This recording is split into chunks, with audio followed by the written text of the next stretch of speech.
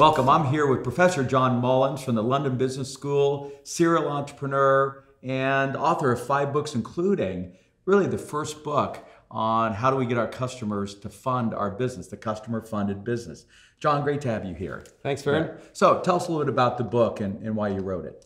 Well, you know, a couple of generations ago, the venture capital community kind of convinced the entrepreneurs of the world that the way you grow a business is you write a business plan on your great idea, you go raise some capital from some angels or VCs, and 2 weeks later you're going to be rich. It's nuts, actually. And the vast majority of fast-growing companies never raise any venture capital. So I asked myself a simple question: where do they get their money? Well, where do they get their money? It's from their customers. And I wanted to know how, so I spent 2 years studying the phenomenon, and the result is a book. And it's things that existing companies can do as they begin to either launch new products or change their existing business model. A couple examples. Like I love the right. Yeah, RiseX, a fantastic business that hit a tough time in the financial crisis when all of a sudden IT companies, they were selling handheld mobile devices, the kind of stuff the FedEx driver carries, to scan the packages. They were selling refurbished and new such devices. And of course, IT spending goes off a cliff, when you hit a downturn. And Rudd Brown went to all his people, 360 people around the world, and trained every one of them and said, guys, we're going to focus on cash. That's all that matters for the next couple of years.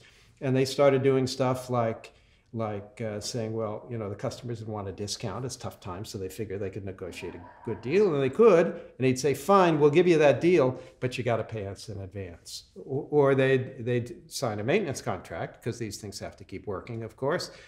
And instead of doing monthly in arrears, they'd say, well, you have to pay us in advance for a year. Well, those kind of things dramatically altered his cash position and got him through the crisis in fine shape. Then he went on, sold the business, made a lot of money. And give us the numbers. They were from what to what? They were in a $3 million hole in their balance sheet, and in 17 months went to a $6 million surplus, just by focusing on the customer and getting their cash up front.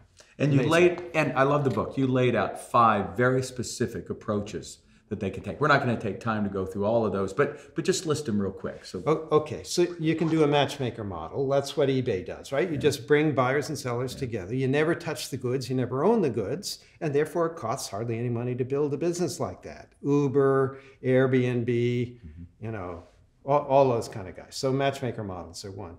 Pay in advance models are another. You just get the customer to pay in advance. That's what Michael Dell asked his customers to do when they bought a Dell computer in the beginning, right? Who would pay a 19-year-old college freshman in advance for a computer they hadn't yet seen? They did, right? And the rest is history. There are subscription models. We all subscribe to stuff, right? Well, when do we pay? That's when we subscribe. Well, we pay, at least in part, up front, right? There are scarcity models like Zara does. You try and sell less, not more, and that motivates the customer to buy quickly right now, right? And then there are service to product models where you take a service, if you're in a service business, and service businesses are inherently pay in advance. That's one of the nice things about them.